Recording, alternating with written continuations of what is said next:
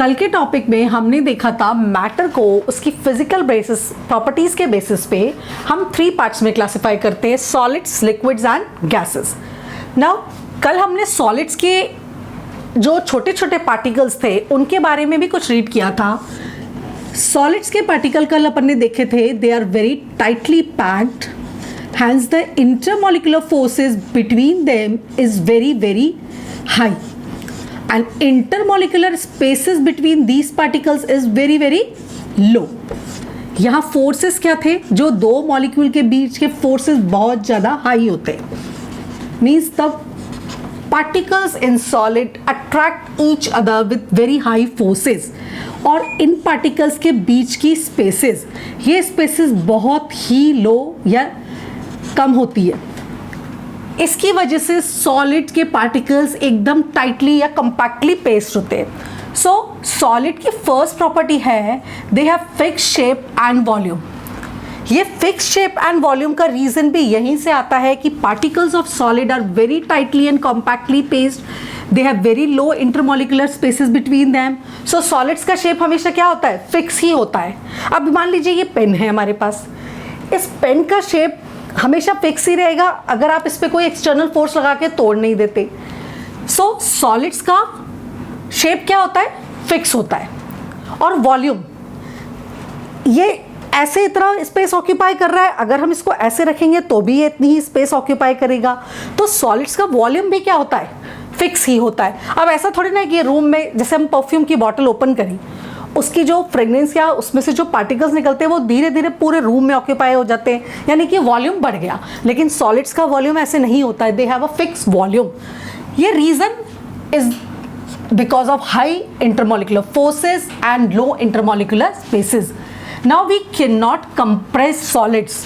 Solids की दूसरी property हमारे पास है, the solids can not be compressed. Why the solids cannot be compressed? Again reason same यही आता है, अगर इन पार्टिकल्स के बीच की स्पेसेस ही बहुत कम हैं, कंप्रेस मतलब दबा के छोटा करना, यहाँ स्पेसेस ही नहीं है तो आप दबाएंगे क्या? किसको कंप्रेस किसको करेंगे? So solids can not be compressed. Now solids have very high density. Densities का मतलब क्या होता है? डेंसिटी हमारी होती है mass in a unit volume. एक यूनिट वॉल्यूम यानी कि आप 1 सेंटीमीटर का एक क्यूब ले लीजिए, इसके अंदर ये क्यूब जिसकी हर साइड 1 सेंटीमीटर है, एक यूनिट वॉल्यूम का क्यूब हो गया। इसके अंदर किसी भी ऑब्जेक्ट का जितना मास आता है वो उसकी क्या कहलाती है? डेंसिटी। इस 1 सेंटीमीटर के क्यूब में मान लीजिए कोई भी मास आता है, किसी सॉलिड का मास 1 ग्राम आता है, तो उसकी डेंसिटी कितनी है? 1 ग्राम पर सेंटीमीटर क्यूब। सॉलिड्स में पार्टिकल्स बहुत टाइटली पैक्ड होते हैं, सो इनकी डेंसिटीज भी क्या होती है? बहुत ज़्यादा हाई होती है। पार्टिकल्स एकदम टाइटली पैक्ड है, फोर्सेस बहुत ज़्यादा हैं, so densities of solids are very high. They do not fill the container completely. ये हमारी सॉलिड्स की नेक्स्ट प्रॉपर्टी है। They do not fill container completely का मतलब, ये एक पेन है, अगर मैं इसको एक बकेट के अंदर डाल देती हूँ तो ऐसा नहीं है कि बकेट पूरी पेन से फिल हो गई। सो सॉलिड्स का वॉल्यूम फिक्स है तो वो किसी भी कंटेनर को कंप्लीटली फिल नहीं कर सकते। And solids do not flow like gases and liquids. Solids gases और लिक्विड्स की तरह फ्लो नहीं करते because their kinetic energy is very low. Kinetic energy बहुत ज़्यादा लो होती है सॉलिड्स के पार्टिकल की, so they are not capable to flow like gases and liquids. Now एक एग्जाम्पल, अब हम कह सकते हैं चीनी या नमक जिस भी कंटेनर में डालो वो उसका शेप ले लेता है, तो वो सॉलिड कैसे हुआ? अब यहाँ हम देखते हैं चीनी बहुत छोटे छोटे क्रिस्टल्स की बनी हुई है। इन क्रिस्टल्स का शेप तो फिक्स ही है ना हमारे पास, ये जो क्रिस्टल्स हैं इनका शेप चेंज नहीं हो रहा, पर ये बहुत सारे क्रिस्टल्स मिलके एक कंटेनर का शेप ऑक्यूपाई कर रहे हैं। सो sugar is a solid substance because छोटे छोटे जो क्रिस्टल्स है उनका शेप फिक्स्ड है, उनका वॉल्यूम फिक्स्ड है ना। स्पॉन्ज का शेप प्रेशर देते ही चेंज हो जाता है। एक्चुअली स्पॉन्ज के अंदर छोटे छोटे वो होते हैं छेद, उनके अंदर हवा भरी होती है, जैसे ही हम उसे प्रेस करते हैं वो एयर बाहर निकल जाती है और उसका शेप क्या होता है, चेंज हो जाता है। सो वो शेप भी कब चेंज होता है, जब कोई एक्सटर्नल फोर्स उस पर ऑक्यूपाइड है। सो अदरवाइज स्पंज का शेप भी फिक्स ही होता है। सो सॉलिड्स की हमने यहाँ 5 प्रॉपर्टीज देखी। They have fix shape and volume, can not be compressed, have high densities, do not fill container completely, do not flow. सबका रीजन यहीं से आता है कि सॉलिड्स के पार्टिकल बहुत ज़्यादा टाइटली पैक्ड हैं, they have very low spaces between them and the forces between them is very very high. Therefore kinetic energy of solid particles are very low, ये मूव ज़्यादा नहीं कर सकते। So diffusion is also very low in solids, diffusion भी solids में बहुत ही कम होता है। गैसेस और लिक्विड्स में डिफ्यूजन ज़्यादा होता है, गैसेस में तो सबसे ही हाई होता है। हाँ हर्षद बंद कर दे। अब लिक्विड्स। नाउ नेक्स्ट हमारा जो मैटर का टाइप है वो है लिक्विड्स। लिक्विड्स की जो 5 प्रॉपर्टीज है वो है no fix shape but fix volume, can not be compressed much, moderate to high densities, liquid do not fill container completely and they flow easily. अब ये जो सारी प्रॉपर्टीज हैं इनका रीजन भी लाई करता है पार्टिकल्स के अरेंजमेंट एंड उनके बीच के फोर्सेस के कारण। लिक्विड्स में जो भी पार्टिकल्स होते हैं इनके इंटरमॉलिक्यूलर फोर्सेस सॉलिड से तो ज़्यादा होते हैं बट गैसेस से कम होते हैं। ये है इनके इंटरमॉलिक्यूलर स्पेसेस। ये सॉलिड से तो क्या है, ज़्यादा है, ग्रेटर है, लेकिन गैसेस से क्या है, कम है। So they have moderate intermolecular spaces between them and intermolecular forces भी सॉलिड्स में सबसे ज़्यादा हाई हुए, देन लिक्विड्स में हुए, देन गैसेस में हुए। सो लिक्विड्स में जो इंटरमॉलिक्यूलर फोर्सेस हैं वो सॉलिड्स और गैसेस के बीच में होते हैं। ना लिक्विड अगर हम देखते हैं, यह हमारा ग्लास था, इस ग्लास के अंदर हमने वाटर भरा। सपोज ये 150 ml का वाटर अपन ने इसमें भरा। जब हम इसको इस बॉटल के अंदर ट्रांसफर करेंगे तो ये इस गिलास का शेप क्या हो जाएगा, इस बॉटल जैसा ही हो जाएगा। Means liquids do not have fix shape. Fix shape इसलिए नहीं होता क्योंकि ये पार्टिकल्स एक दूसरे के ऊपर स्लाइड करते हैं। They take the shape of the container in which they are kept, but volume fix होता है बिकॉज इनका इंटरमॉलिक्यूलर फोर्सेस अभी भी इतना हाई है कि इनको आपस में बाइंड करके रख सके। वॉल्यूम फिक्स का मतलब क्या होता है, ये 150 ml है। अब ये अगर हमारी बॉटल 500 ml की है ना, तो भी इसके अंदर क्या रहेगा, ये फिक्स ही शेप में रहेगा। ऐसा नहीं होगा कि ये लिक्विड पूरी की पूरी बॉटल को ऑक्यूपाई कर लेगा, ये एक फिक्स शेप में ही रहेगा। सो particles of liquid slides upon each other.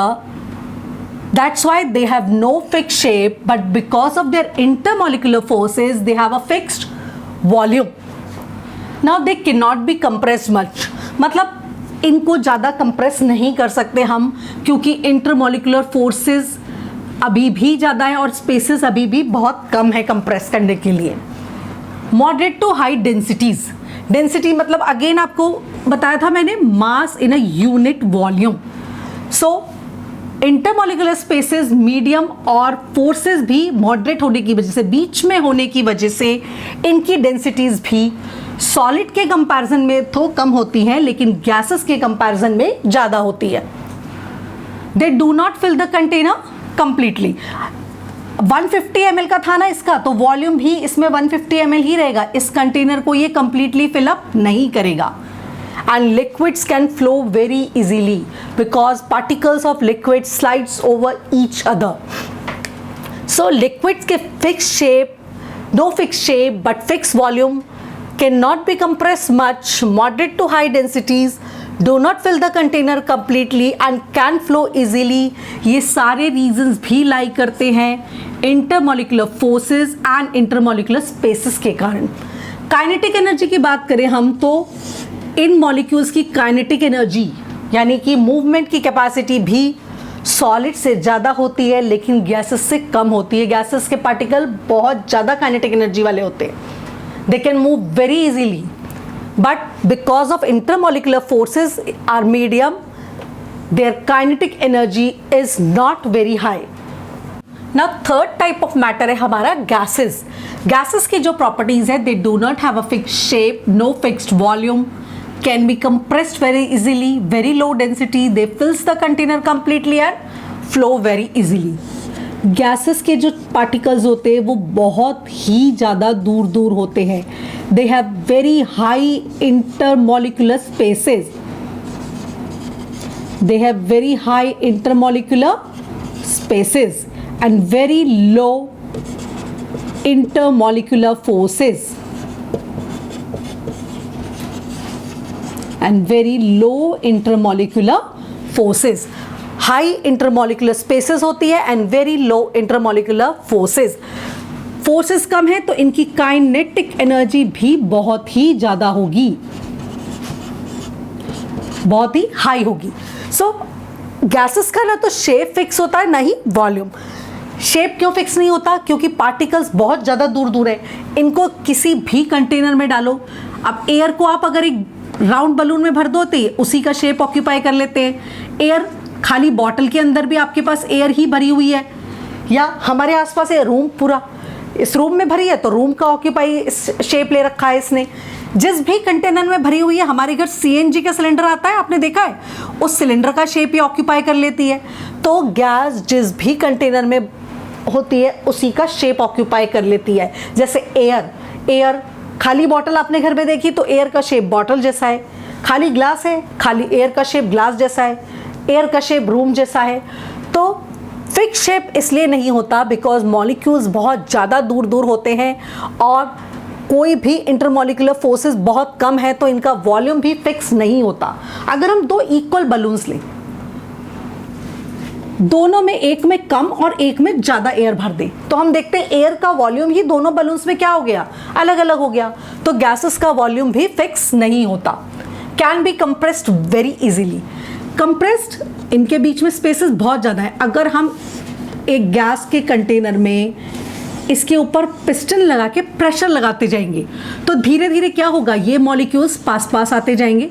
ये पिस्टन नीचे आ गया हमारा, यहाँ से ये देखिए मॉलिक्यूल पास पास आ गए, और ये पिस्टन से फोर्स लगाएंगे हम, मॉलिक्यूल्स और क्या हो जाएंगे, हमारे पास पास हो जाएंगे.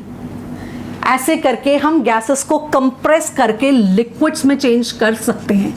सो gases can be compressed very easily because they have high intermolecular spaces between them. ये जो लिक्विड ऑक्सीजन, लिक्विड नाइट्रोजन हम सुनते हैं ना, वो ऐसे ही गैसेस को में से को कंप्रेस करके बनाया जाता है. एयर में पहले फ्रैक्शनल डिस्टिलेशन होता है, उसमें से गैसेस सेपरेट की जाती हैं. इन्हीं गैसेस को कंप्रेस करके क्या किया जाता है, लिक्विड ऑक्सीजन, लिक्विड नाइट्रोजन बनाया जाता है. तो गैसेस कंप्रेस कैसे हो जाती है easily, because they have high intermolecular spaces between them. अब डेंसिटीज भी इनकी बहुत लो होती है. डेंसिटी का मतलब मास अपॉन वॉल्यूम. अब आप 1 क्यूबिक सेंटीमीटर में बहुत ही कम मास आएगा इसका. सो डेंसिटीज इनकी क्या हो गई, बहुत ही लो हो गई. दे फिल्स द कंटेनर कंप्लीटली. अगर एक परफ्यूम की बॉटल है, मैंने यहाँ पे इस परफ्यूम के 3-4-5 स्प्रे मार दिए, थोड़ी देर में ये परफ्यूम के जो पार्टिकल्स हैं ना वो पूरे क्या होंगे, रूम के अंदर स्प्रेड हो जाएंगे. मतलब वॉल्यूम क्या हो गया, पहले जो छोटी सी बॉटल में वॉल्यूम था अब वो पूरे रूम का वॉल्यूम हो गया. पूरे रूम में ये पार्टिकल स्प्रेड हो गए. ऐसा क्यों हुआ, बिकॉज इंटरमोलिकुलर फोर्सेस बहुत कम थे और काइनेटिक एनर्जी बहुत ज़्यादा होती है इन पार्टिकल्स की. तो ये दूर दूर फैल करके हैं किसी भी कंटेनर को कंप्लीटली ऑक्यूपाई कर लेते हैं. और यही रीज़न होता है कि gases can flow very easily as compare to liquids and solids because they have very low intermolecular forces and have a very high kinetic energy. हमारे घर में जो सीएनजी सिलेंडर आता है, कंप्रेस नेचुरल गैस, या फिर ये एलपीजी का सिलेंडर जो हम रेगुलरली अपने घर की किचन में यूज़ लेते हैं, वो होता है लिक्विफाइड पेट्रोलियम गैसेस. ये भी कंप्रेस्ड करके गैसेस को उनके अंदर फिल किया जाता है. बहुत हाई प्रेशर में इनको कंप्रेस किया जाता है जिससे ये उस कंटेनर के अंदर की पूरी स्पेस को ऑक्यूपाई करके लिक्विड फॉर्म में फिलअप हो जाती है. Now what is temperature? Temperature means degree of hotness or coldness of a body. कोई बॉडी कितनी गर्म है या कितनी ठंडी है. टेम्परेचर हम डेली लैंग्वेज में नापते हैं, थर्मामीटर यूज़ करते हैं. सेल्सियस में, फ़ारेनहाइट में। लेकिन एसआई यूनिट जो होती है टेम्परेचर की वो होती है केल्विन। स्टैंडर्ड यूनिट जो होती है टेम्परेचर की वो क्या होती है? केल्विन। अदर यूनिट्स हमारी degree Celsius, Fahrenheit etcetera. Now water का जो फ्रीजिंग पॉइंट है डिग्री सेल्सियस में ये 0 डिग्री सेल्सियस होता है, लेकिन केल्विन में ये 273 केल्विन के इक्वल होता है। कितने केल्विन के इक्वल होता है ये? 273। नाउ वाटर का बॉइलिंग पॉइंट जो है वो सेल्सियस स्केल के अंदर कितना होता है? 100 डिग्री। तो केल्विन स्केल के अंदर ये कितना होगा? 373 डिग्री केल्विन। सेल्सियस जो स्केल है हमारी वो स्टार्ट होती है 0 से 0 डिग्री, जो आइस का फ्रीजिंग पॉइंट है या वाटर का फ्रीजिंग पॉइंट है, से लेकर के 100 डिग्री तक, जो कि वाटर का क्या है? Boiling point. तो ये स्केल केल्विन में हमारी कहाँ से स्टार्ट होगी? 273 केल्विन से लेकर के 373 केल्विन तक। ये freezing point of water, boiling point of water. So अगर हम कन्वर्ट करना चाहते हैं डिग्री सेल्सियस से केल्विन में, तो हमारा क्या फॉर्मूला आएगा? Degree Celsius is equals to kelvin minus 273। और अगर हमें केल्विन में निकालना है तो ये आएगा डिग्री सेल्सियस प्लस 273। क्लियर? जैसे एक एग्जांपल लेते हैं, 32 डिग्री सेल्सियस को हमें कन्वर्ट करना है केल्विन में। सीधा सीधा फॉर्मूला हम ये वाला लगाएंगे, kelvin is equals to 32 plus 273, that is 305 kelvins. So your answer will be 305 kelvins. Now if we want to change, suppose 500 kelvins to degree Celsius. So degree Celsius equals to 500 minus 273. 227 degree Celsius. So conversion के लिए हम क्या formulae लगाएंगे? Degree Celsius is equals to kelvin minus 273, और kelvin में निकालना है तो डिग्री सेल्सियस में डायरेक्टली 273 हम क्या कर देंगे? प्लस कर देंगे। सो टेम्परेचर क्लियर हुआ, डिग्री ऑफ हॉटनेस और coldness of our body. Generally temperature हम डिग्री सेल्सियस या फ़ारेनहाइट में मेजर करते हैं। सेल्सियस स्केल 0 डिग्री सेल्सियस से स्टार्ट होकर 100 पे एंड अप होती है। केल्विन स्केल 273 से स्टार्ट होती है 373, जो कि वाटर का बॉइलिंग पॉइंट है। कन्वर्जन्स के लिए 0 degree Celsius is equals to kelvin minus 273 या kelvin is equals to 0 plus 273।